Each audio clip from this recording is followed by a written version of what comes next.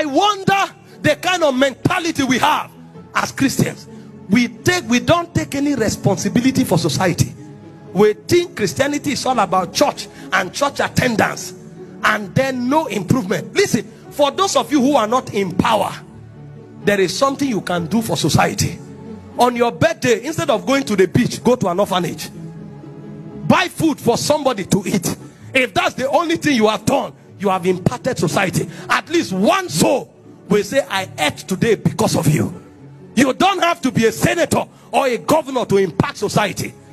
Someday, gather people together with the grass on the street. If you cannot tie the road, let it be recorded that that street, sanity came because you were there.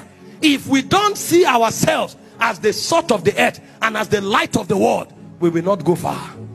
Our faith will not be considered relevant. And so as a church and as individuals in authority, we must begin to take responsibility. And that's why I am very happy and very proud of some of the fathers of faith we have in Nigeria. Some of them are not just preaching and prophesying. They are taking responsibility. The other time I heard that W.F. Kumuyi tied a road of about 1,000 something meters. I said, this is Christianity. These are people to learn from. The other time I heard that E.A. Adeboye, he built over how many orphanages are forgotten, and he's been pumping money there consistently. They may not sing it, but those who are blessed know. And that is what Christianity is about. This emerging generation must understand that influence is not for people to know that you too, you are a deep preacher. You must understand that Christianity is not just to come to God every day and say, I receive, I receive. Christianity must become relevant, and it must become relevant to our present society. Take responsibility from where you are, and God begins to enlarge you. If your life does not impact and transform men, you don't know what Christianity is about. Christianity is not a religion, but there's a religion in Christianity.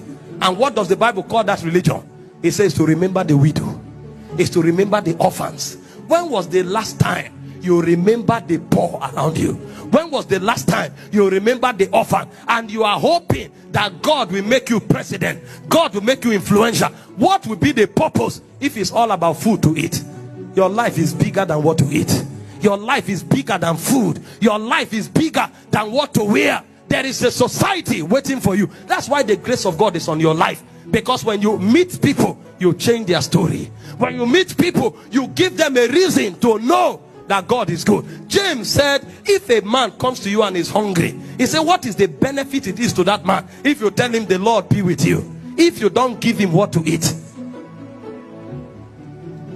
Christians are growing very, very irresponsibly.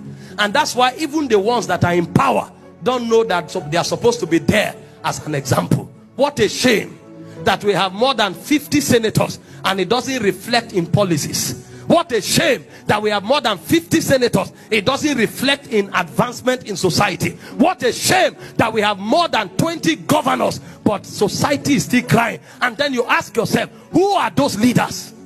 Didn't they come from churches? Didn't they pass through churches? What were they taught? How come this scepter has no impact?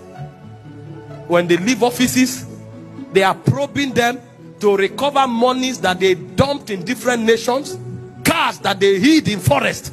That's what they are recovering every day. And they bear the name of the Lord, quoting scriptures every day. But they don't know why they were exalted. If Christians truly become Christians, the world will beg us to rule them. Because they will know if we come, answer has come.